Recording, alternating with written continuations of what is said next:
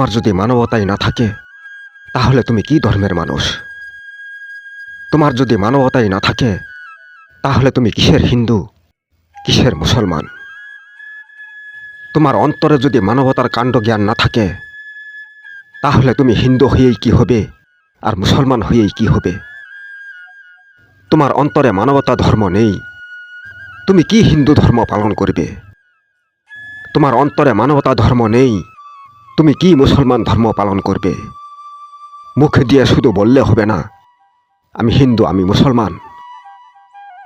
তুমি হিন্দু ধর্মের লোক হওয়ার আগে তোমার মানবতা ধর্ম থাকতে হবে।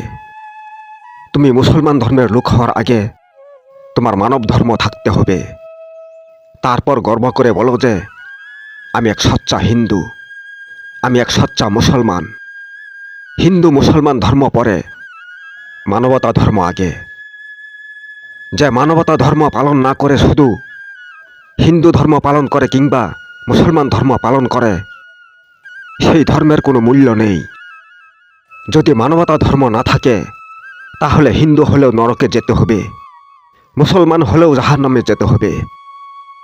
আজকের এই প্রতিবেদন দীপুচন্দ্র দাসকে নিয়ে। দীপুচন্দ্র দাস এমন কি কথা বলেছিল যার জন্য তোমাদের আঘাত লেগেছে? তোমাদের কি মানব ধর্ম ছিল না? কেন তোমরা মানব ধর্ম পালন না করে তাকে হত্যা করে ফেললে? কেন তোমরা মানব ধর্ম পালন করে তাকে মুক্তি দিতে পারলে না? কারণ তোমরা শুধু মুসলমান ধর্মের লোক, তোমরা মানব ধর্মের লোক নও।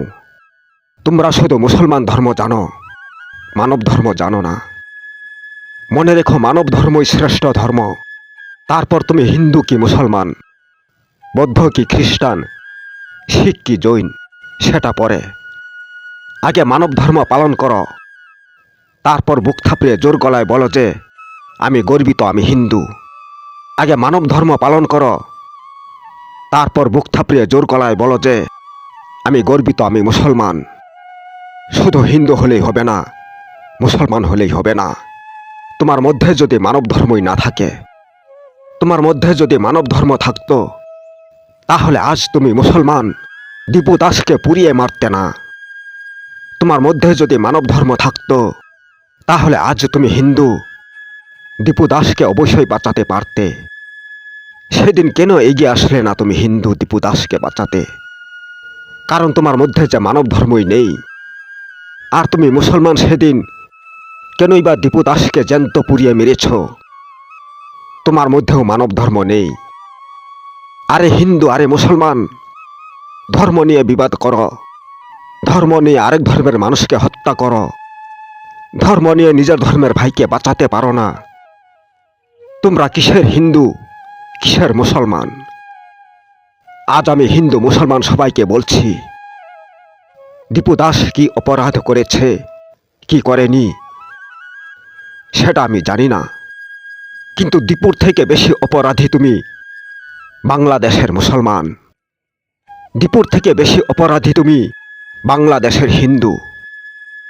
মুসলমান জ্যান্ত পুড়িয়ে মেরেছে, হিন্দু বাঁচাতে আসেনি, কারণ মানবতা নেই। মানব ধর্ম পালন করো না তোমরা বাংলাদেশের হিন্দু মুসলমান।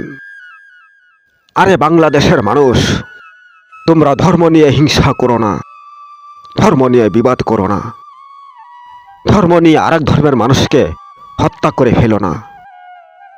তোমরা সবার আগে মানব ধর্ম পালন করো, তারপর হিন্দু, তারপর মুসলমান। হিন্দু মুসলমান একই মায়ের সন্তান, মনে রেখো।